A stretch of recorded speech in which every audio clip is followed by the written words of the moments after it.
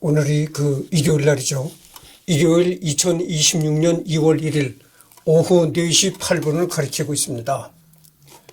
이번엔 중국에 제갈량을 하려고 합니다. 여러분들 삼국지에 제갈량이라는 인물이 나오잖아요. 그 인물을 지금 내가 하려고 하는 거죠. 그래서 이 제갈량이 너무나 유명한 인물입니다. 그래서 여기를 펼쳐보면 촉간재상 이렇게 나오네요.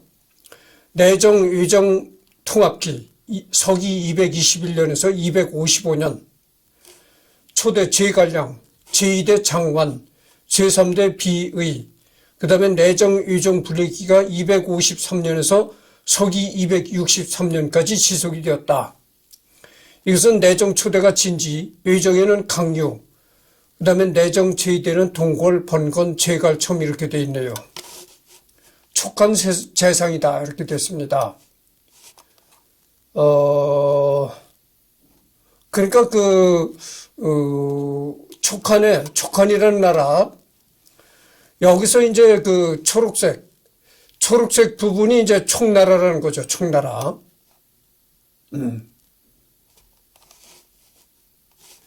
여기 이제 그린 부분이 총나라다. 그거죠.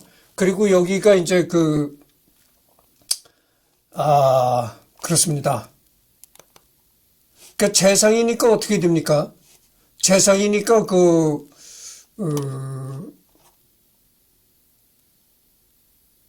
우리나라는 요즘 말로 하면 재상이라고 하니까 뭐 장관급의 그런 관리라고 해야 되겠죠.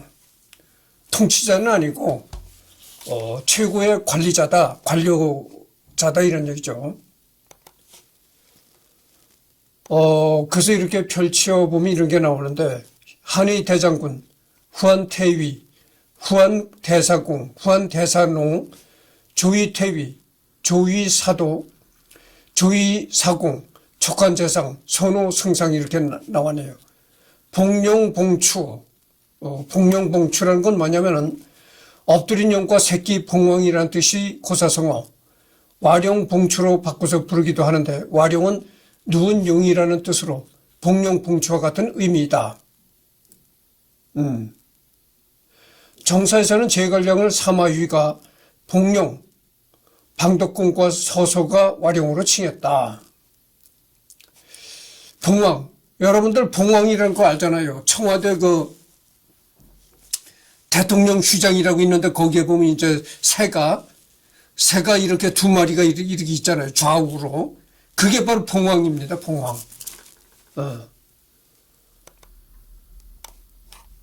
이 봉황이라는 새도 말이죠.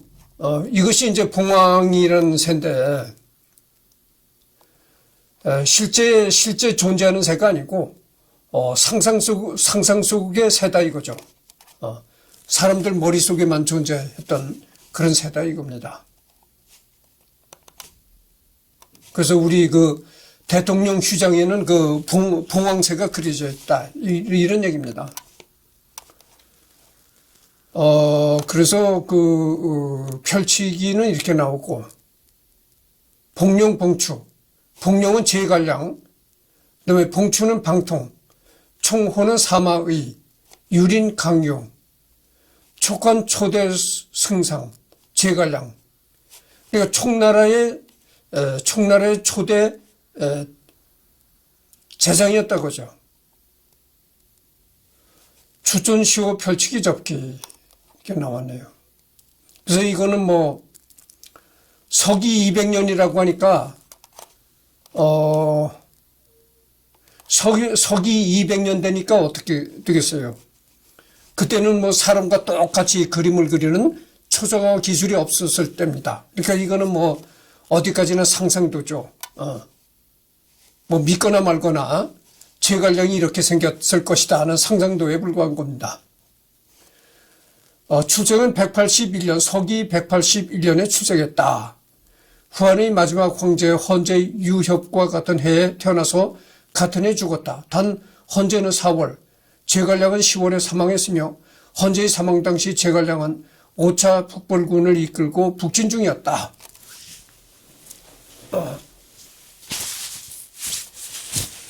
후한 서주 낭야국 양도현에서 출생했는데 여기가 어디냐면 현재는 상둥성 리니시라는 겁니다.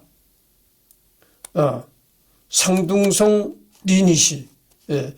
여기가 이제 중국 지도가 이렇다면 여기 빨간 표시가 되어 있는 것이 이제 상둥성이라는 것이죠. 사망은 234년, 서기 234년 10월 8일에 사망했다. 52에서 53살에 사망했다 이런 얘기죠. 음력으로 서기 234년 8월 28일 날에 사망했다.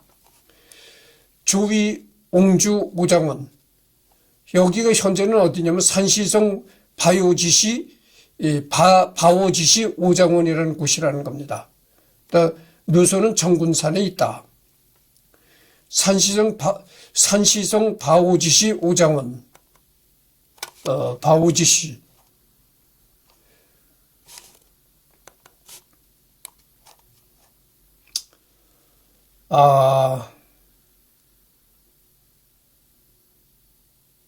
여기 나오네. 제갈공명상 이렇게 되어 있습니다. 그러니까 오른쪽에서 왼쪽으로 읽는 거죠. 왼쪽에서 오른쪽으로 읽는 것이 아니고 왼쪽에서 오른쪽으로 읽는 겁니다. 제갈공명상 이렇게 나와네. 제갈공명에 이제 초상화다. 이렇게는 제갈공명상이라고 나와 있지만 아까도 얘기했지만 서기 200년대에 사람 실물과 똑같이 그리는 초상화 기법이 난 없었다고 봅니다. 그래서 이때 이 제갈공명의 초상화라는 것은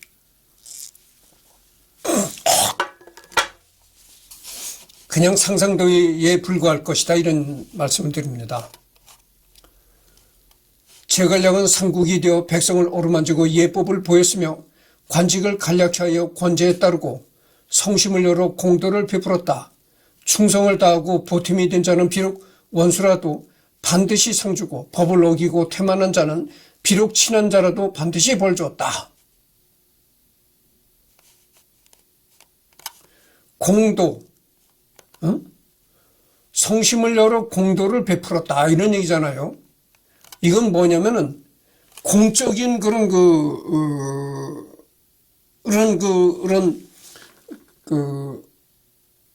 한마디로 통치, 공적인 그런 행동을 했다 이거죠. 그러니까 아무리 사적으로 친해도 아무리 개인적으로 친한 사람이라도 공적인 입장에서 잘못한 게 있으면 그 사람은 아주 가차없이 그러고 아무리 친분이 없고 그래도 공적으로 괜찮은 사람이라면 그 사람을 참 이러는 그런 요즘 말로 하면 이런 걸 요즘 말로 뭐라고 합니까? 요즘 말로 그러잖아요. 공인이다. 공인으로서의 처신을 했다. 이런 얘기죠.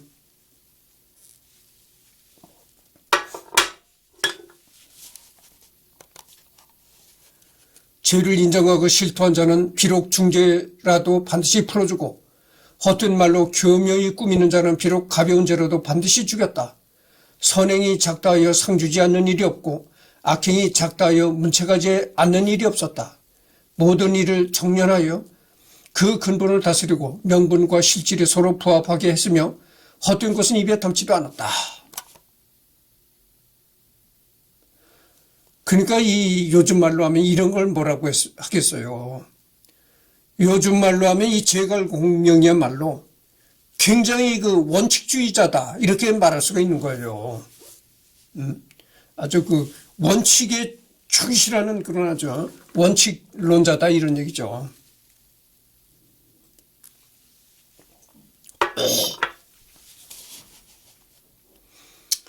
이렇게 원칙에 충실한 자를 또 나쁘게 얘기를 하면 융통성이 없다 이렇게 얘기를 할 수도 있을 겁니다. 그렇지만 어쨌든 간에 이 제갈공명은 이렇게 아주 굳건한 원칙주의자였다 이렇게 말할 수가 있습니다.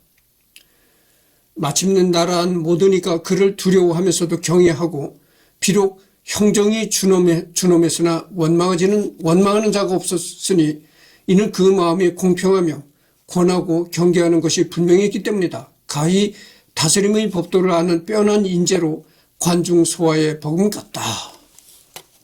이거는 이제 진수라는 역사가가 이렇게 기록했다는 거죠. 이 진수라는 사람이 이제 역사가입니다. 중국 후한 말이 인물이자 삼국시대 촉간의 재상, 자는 공명, 자기는 무향후, 시호는 충무, 와룡 또는 복룡이라는 별명으로 널리 알려져 있다. 그러니까 우리가 제갈공명이라고 하잖아요. 제갈이라는 건 성씨고, 이 공명이라는 것은 이제 잘하는 것이죠. 잘하는 거는 요즘 말로 하면 한마디로 호라고 할까 이런 거에 비슷한 개념이죠. 그래서 여러분들 우리나라에도 제갈씨가 있습니다. 근데 흔하질 않아요. 아주 드문 성씨죠.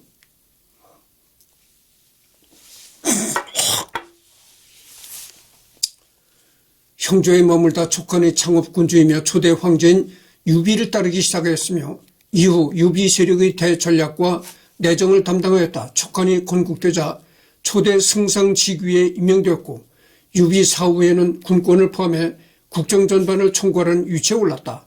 한중에 막부를 두며 국가의 중요한 사안을 모두 결정했다.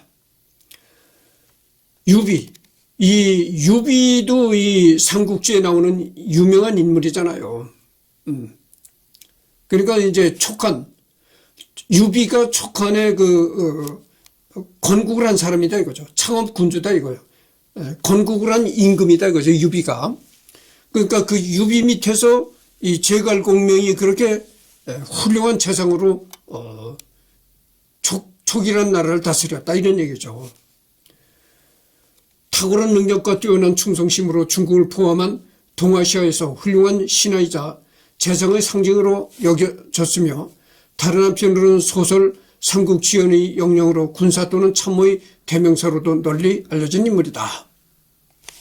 삼구초려, 수어지교, 출사표, 난공불락, 칠종칠금, 읍참마속 등 현대에도 전해지는 여러 고사성의 유래와 깊이 관련된 인물이기도 하다.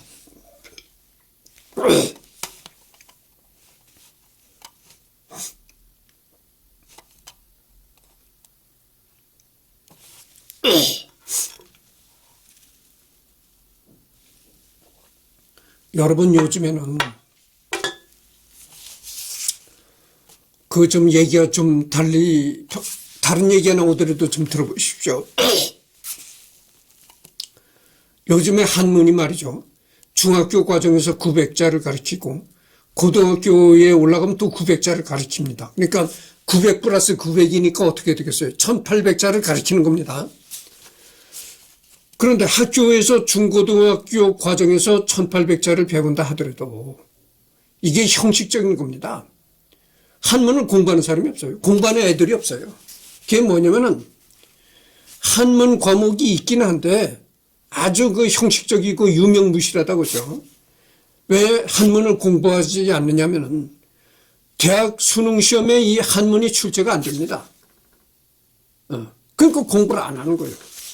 그러니까 대학 입시에 출제되는 영어, 수학, 국영수만 그렇게 열심히 한다고죠.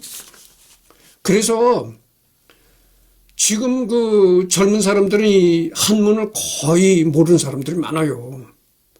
옛날엔 그나마 그래도 서당이라는 게 있어가지고 시골 곳곳에서 서당을 가르치고 그래가지고 서당을 다닌 사람들이 있어가지고 그나마 한문을 아는 사람들이 많았었는데 지금 또 거의 100% 한글 전용으로 나가잖아요. 정부의 모든 문서도 전부 한글화로 되어 있고, 그렇단 말이죠. 그러니까 사실상 한글 전용 시대가 살다 보니까 이 한문을 모르는 사람들이 상당히 많아요. 그 한문을 모르는 사람들이 제일 여기 표가 나는 게 뭐냐면 요런 사자성어. 사자성어에서 한문을 모르는 사람들이 제일 이제 표시가 난다는 거죠. 그래서 여러분들 사자성어를 함부로 쓰다가는 나는 한문을 모르는 사람이요 이렇게 나타내게 됩니다. 여러분들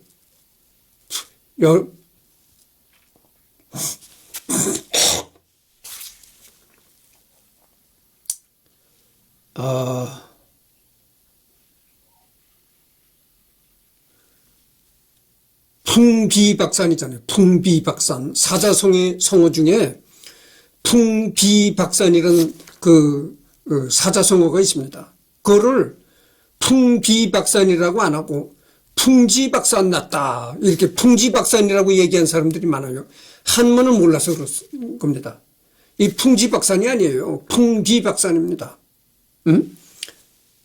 풍비란 게 뭐냐? 바람풍에 이 비 흩어진다 이거죠.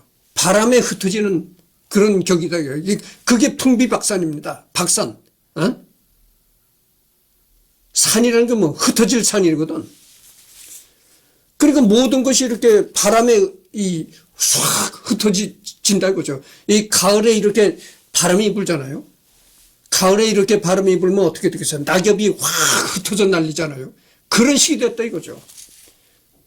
근데 그거를 풍지박산이라고 하는 사람들이 있어요. 그게 한문을 몰라서 이제 그렇게 얘기를 하는 겁니다. 풍지박산이라면 틀린 말이고 풍비박산이라고 해야 옳은 얘기가 되는 거죠. 그래서 이 한문을 모르게 되면은 사자성어를 말할 때 잘못 말할 수가 있는 겁니다. 삼고초려, 수어지교, 출사표, 난공불락, 칠종칠금, 읍참마속 이렇게 그 한문 사자성어가 나오게 되는 겁니다. 뭐 이런 얘기는 뭐 그렇고 그 다음에 제갈공명은 어떤 생애를 살았는가 여기 한번 들어가 봅시다. 출생 서주 낭야국 양도현 여기가 현재 어디냐면 상둥성 리니시 인안현이라는 겁니다. 출신으로 다른 제갈 가문도 이곳에서 태어났다. 형제로는 7살 연상의 형 제갈근, 이름이 알려지지 않은 누나 2명, 동생 제갈균이 있다. 기록을 분석하면 형 제갈근은 동복 형제고 동복 형제다. 이게 뭔 말입니까? 배가 같은 형이다 이거요. 이것도 한문 말이거든. 배가 같은 형이다. 배가 같다는 건 무슨 얘기입니까? 어머니가 같은 형제다 이런 얘기예요. 동생 제갈규는 이복 형제라고 추정할 수 있는 정황이 존재하는 이복 형제라는 건 뭡니까? 배가 다른 형제다. 배가 다르다는 건 뭡니까? 어머니가 다른 형제다 이런 얘기예요. 상반되는 기록 또한 있어서 확실히는 알 수 없다. 사서에 따르면 한에서 사이의 교유를 지낸 제갈풍의 후손으로 부친 제갈규는 한말기 여주 태산군에서 군승을 지냈고 제갈량이 어릴 때 사망했다. 이에 숙부 제갈련이 제갈량 형제들을 도맡았다. 이 무렵에 원술이 흉노 출신 어브라와 흑산정의 지원을 받고 조조의 근거진 진류까지 진격했지만 광정 전투에 패하면서 회남으로 달아났다.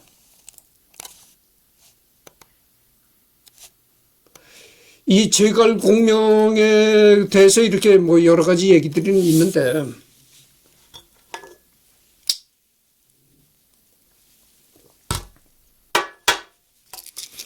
여러분들 그 사설을 들춰본다 하더라도 사설하는 건 뭐냐면 역사설을 얘기하는 겁니다. 그 역사설을 들춰본다 하더라도 제갈 공명에 관해서 아주 상세하게는 알 수가 없어요. 그게 왜냐면은 여러분들 서기 200년대에 역사를 기록했다 하더라도 그렇잖아요. 문서로다가 역사를 기록했다 하더라도 서기 200년이면 어떻게 됩니까? 올해가 2026년도잖아요. 그러니까 지금으로부터 한 1800년대 1800년 전의 사람이다 이렇게 볼 수가 있는데 정말 그때가 까마득한 옛날이죠. 그런데 그때 설사 이 기록에 놓은 이 역사를 기록한 기록 문서가 있다고는 하더라도 얼마나 디테일하게 기록했겠는가 이게 문제예요. 그렇잖아요. 그렇게 호랑이 담배 먹던 그 까마득한 옛날에 기록했다 하더라도 그냥 기록이 큰 사건 이런 것만 기록했지 제갈량에 대해서 얼마나 시시콜콜 아주 디테일하게 기록했겠는가 이런 문제가 있는 거예요. 한편 제갈량은 서주가 어지러운 틈을 타서 원술이 회남으로 이주한 시기에 같이 제갈시 일족을 이끌고 당시 양주 지역의 예장으로 이주해서 제갈량은 예장태수로 부임하게 되었다. 이 기록은 많은 면에서 창작자들의 상상력을 자극했는데 서주에서의 학살이 현대화 부각되면서 제갈시 이주의 원인을 조조와 있는 작가들이 나타난 것이다. 하지만 역사서에 관련한 기록이 없기 때문에 사실 여부는 알 수 없다. 다만 아래 서술하듯 서주에 대한 조조의 위협으로 인해 제갈량의 가문이 고향을 떠나는 데 영향을 미친 것으로 보이는 정황적 증거는 명확한 편이다.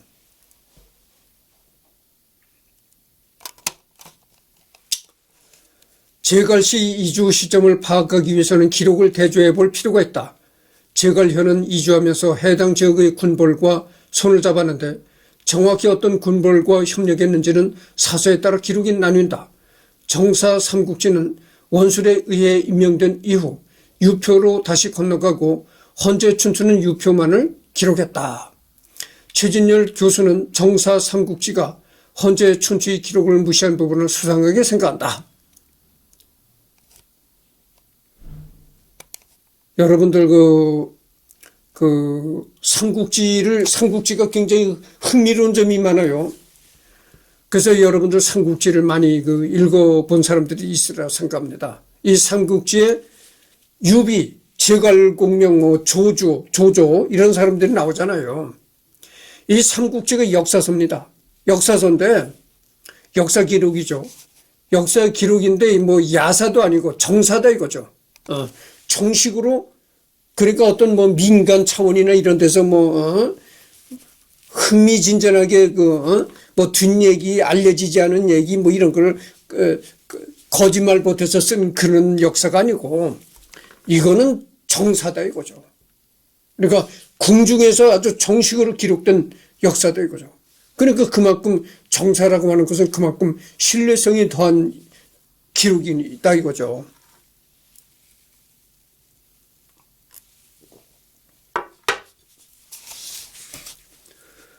예장의 기존 태수의 사망으로 원술은 제갈련을 예장태수로 임명했는데 문제는 이때 조정에서도 예장태수로 주호를 임명했다. 이에 주호는 원술에게 임명된 제갈련과 자리를 두고 싸우게 되었는데 이에 유요는 차경을 보내 주호를 지원하여 제갈련을 공격했다. 여기서 제갈련은 패하여 혹은 물러나 헌재 춘추에 의하면 서성에 주둔하였다고 하는데 서성이 형주 위흥에 속한 현이므로 정사 삼국지와 헌재 춘추를 모두 존중한다면 이 시점에서의 유표에게 의탁했던 것 같다. 여기서 주호를 지원한 차경이 문제인데 차경은 원래 서주에서 도겸의 세력에 속해 있었으나 조조가 도겸을 공격할 때 조조군의 학살을 피해 남하하여 유요에게 의지하였다. 제갈련과 분쟁에서 차경은 유요 세력으로서 참전했으므로 유요와 차경이 제갈련과 예조 태수 자리를 놓고 싸운 것은 유요가 차경을 받아들인 후, 즉 서주 대학살 이후 혹은 도중이다. 또한 195년에 차경이 예주에서 수성을 한 기록이 남아있는데 이로 보아 이때는 예주가 완전히 제갈련과 분쟁이 종료되고 유요 세력권에 속한 것으로 보이며 그렇다면 제갈량이 서주를 떠난 시기와 같은 시기에 일어난 것으로 추정되는 제갈련의 예주 분쟁은 이 이전 즉 193년에서 195년 사이라 봐야 할 것이다. 소위 서주 대학살이라고 하는 조조의 침공은 193년과 194년에 행해지는데 이때 마침 시기가 일치하지는 않다. 정확히 학살을 피해 피난 가지는 않았더라도 조조의 위협 등 서주가 온갖 난에 시달리자 좀 더 안전한 곳으로 피했다 정도는 생각할 수 있을 듯 실제로 제갈근 또한 난을 피해 고향으로 떠나게 되었다는 언급을 하기는 했다.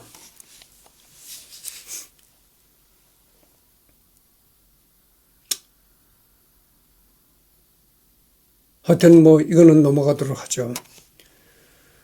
제갈현이 사망한 이후, 아니 뭐 방금 전에도 내가 이 삼국지를 얘기했습니다만은, 삼국지라는 것은 이제 정사다 이거죠. 정식으로 궁정에서 기록된 그런, 궁중이나 그렇지 않으면 정식으로 어떤 역사를 기록하는 관리에 의해서 기록된 역사다, 이런 얘기인데, 여러분들 삼국지를 읽어본 사람들이 많아요. 그래서 여러 가지 내가 얘기를 안 해도 너무나 삼국지에 나오는 유명한 인물이라서, 하여튼 제갈량에 관해서 아는 사람들이 많을 것이다, 이런 얘기입니다.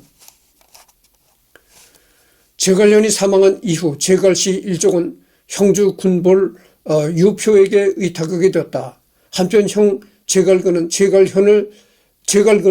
제갈현을 따르지 않고 양주로 이주하였다. 청년기 형주를 장악한 군벌인 유표는 군사적으로는 무능했으나 내정에 뛰어나 형주를 비교적 평온한 상태로 유지하였다. 이 시기 형주는 수많은 명사들과 학자들이 양성되었는데 제갈량은 이런 환경에서 자라났다. 제갈량의 누이들이 형주 대호족과 혼인하게 되면서 형주 호족들과 인맥을 쌓게 된다. 제갈현이 죽은 뒤 청년이 된 제갈량은 몸소 밭이랑에서 농사를 지었으며 양보음이라는 노래를 부르기 좋아했다.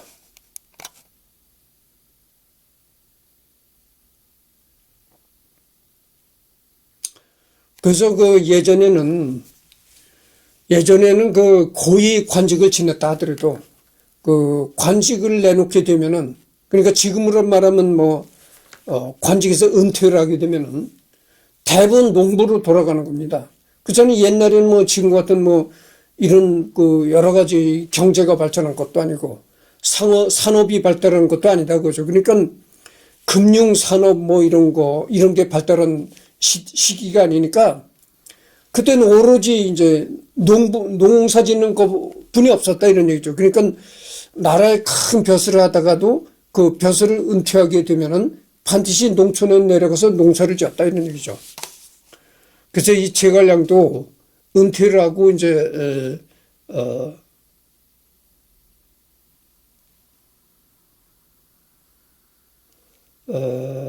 농촌에 내려가서 농사를 지었다.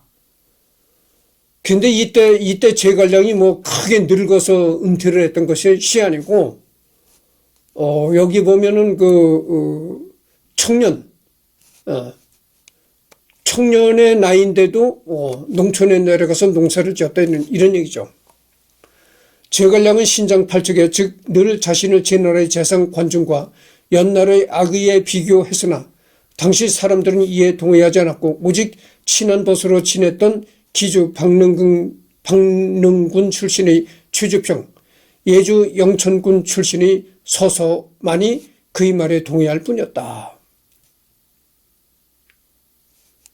제갈량의 키가 8척이라는 겁니다. 8척.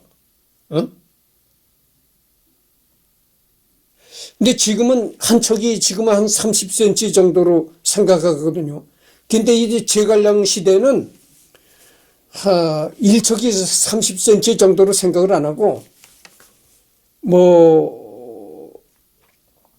15cm에서 한 20cm 그렇게 봤나 봐요.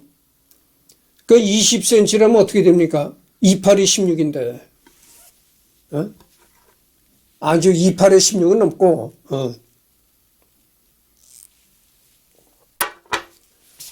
내가 하여튼 척을 갖다가 센티미터로 환산하는데 좀 이렇게 그러니까 틀리게 말을 했는데 8척이라고 하면은 말이죠. 180이 훨씬 넘고, 이랬다고 보는 거죠. 그 장신이었다, 이런 얘기죠.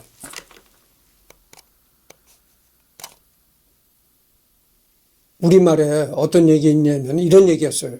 신언서판이다. 신언서판.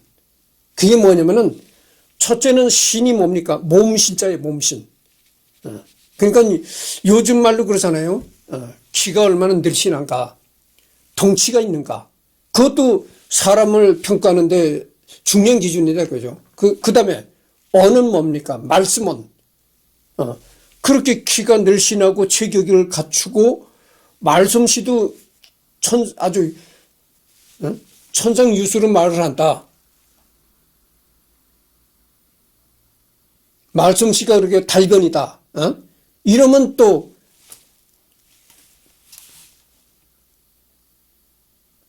굉장히 평가가 좋아진다는 거죠. 신언, 서가 뭡니까? 글 서자입니다. 글서. 거기에다가 체격 좋고 말 잘하고 거기에다가 글 잘 쓰고 판이 뭡니까? 판이라는 건 세상 돌아가는 이치 뭐 이런 거를 이렇게 판단하고 이런 지혜, 즉 그런 걸 얘기를 하는 것이죠. 그래서 신언서판을 갖춘 사람이 최고의 인재다 이런 얘기죠. 그러니까 뭐 어떻게 되겠어요.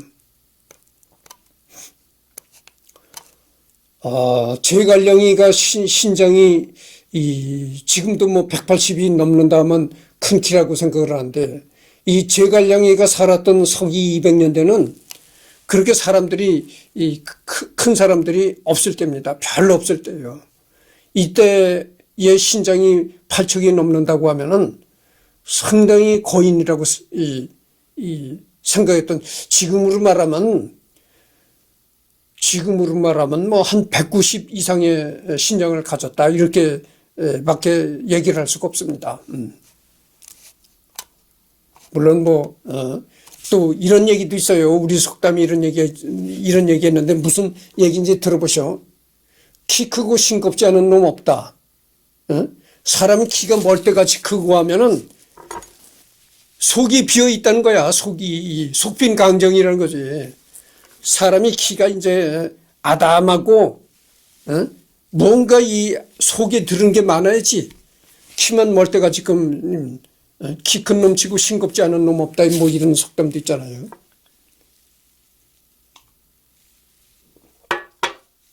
그렇지만 하여튼 또 그와 반면에 아까 내가 방금 얘기한 것처럼 신언서판이란 그런 얘기도 있다 이런 얘기죠. 근데 내가 이승열이가 키가 큰 사람이 아니잖아요. 내가 키가 큰 사람 아닌 입장에서 이렇게 얘기를 해보면 사람은 역시 키가 크고 덩치가 좋으면은 원시 시대는 그렇잖아요. 이때 서기 200년대는 진짜 원시 시대야.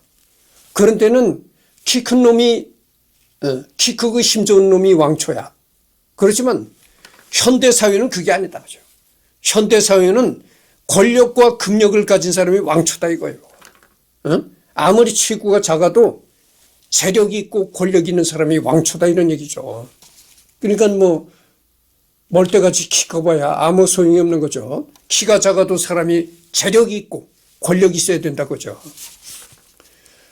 젊은 시절 제갈량의 버들인 석도, 서서, 맹건 등이 선비들은 글자 하나하나를 정독해가며 세세한 구절까지 이해하려고 노력한 반면에 제갈량은 책의 큰 흐름만을 살펴 공부했다고 한다.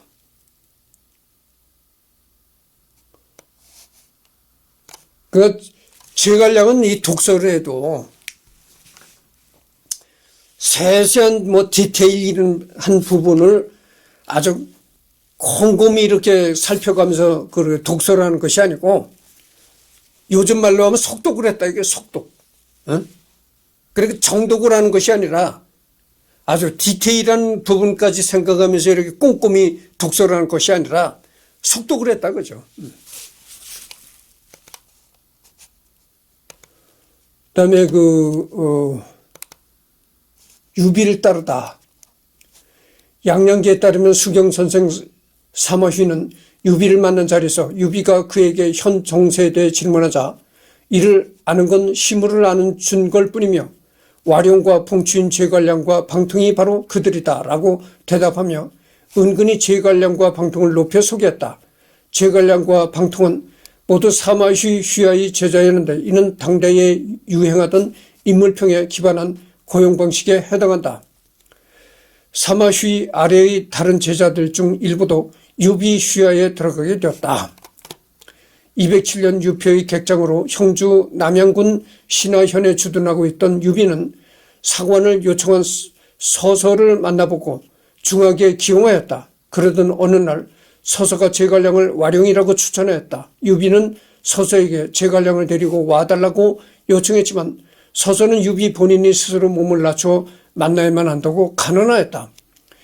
유비가 제갈량을 등용한 과정은 기록에 따라 차이가 있는데 정사 삼국지에는 유비가 제갈량을 초려를 3번 방문하여 마침내 제갈량을 만나 등용했다고 적었고 유략과 구조춘추에서는 모두 제갈량이 먼저 찾아가 유비에게 계책을 말하여 등용했다고 적었다.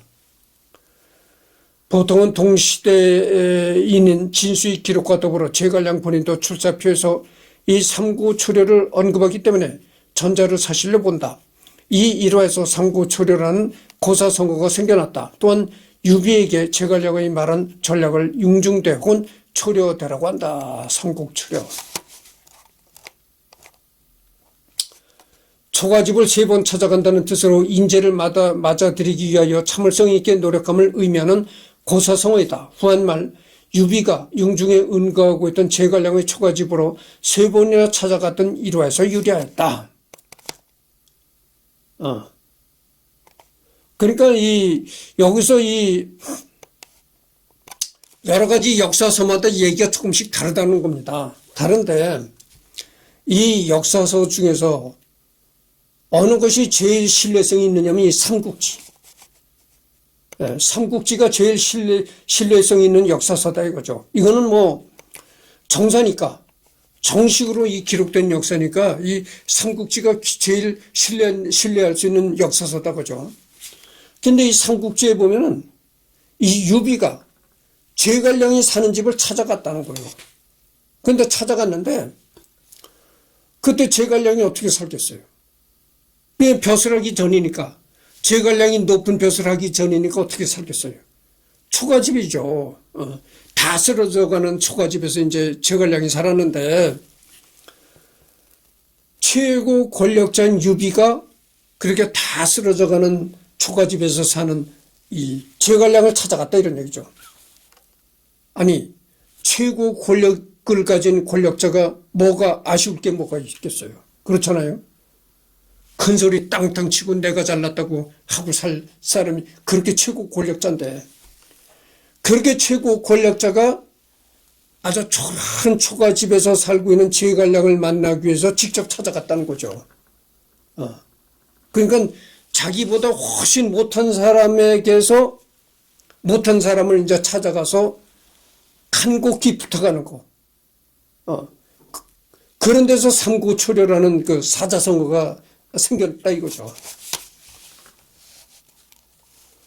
한실이 무너지고 간신히 천명을 훔쳐 주상께서 몽진길에 오르게 되어서 나는 스스로의 덕과 역량을 헤아리지 못하고 천하의 대의를 펴고자 했으나 지모가 얕고 부족해 실패하고 좌절하다 오늘에 이르렀소. 그러나 뜻은 여전히 버리지 않았으니 장차 어찌해야 할지 알려주시겠소. 유비 질문. 그러니까 이걸 보면은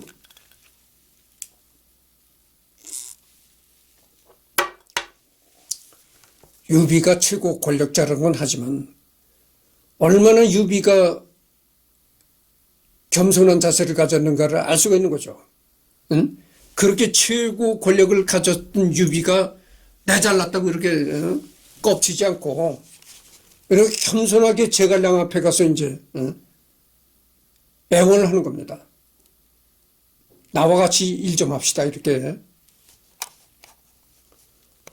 동탁이 나타난 후에 호걸들이 아울러 일어나 줄을 타넘고 군을 연결한 자가 헤아릴 수 없이 많았습니다. 조조는 원소에 비하면 명성은 미약하고 그 군사는 적었으나 마침내 원소를 이겨 약자에서 강자가 될 수 있었던 것은 오로지 천시만이 아니라 또한 사람이 꾀에 의지했기 때문입니다. 지금 조조는 이미 100만 무리를 가졌고 천자를 끼고 제후에게 호령하니 이는 진실로 그와 창끝으로 싸우고 다툴 수 없습니다. 손권은 강동을 점거하여 차지한 지 이미 3대를 거쳤으며 나라가 험주는 곳에 있는 백성이 귀부하며 어질고 능력 있는 자가 그를 위하여 쓰이니 이로써 그와 더불어 도와줄 사람으로 삼아야지 도모해서는 안 됩니다.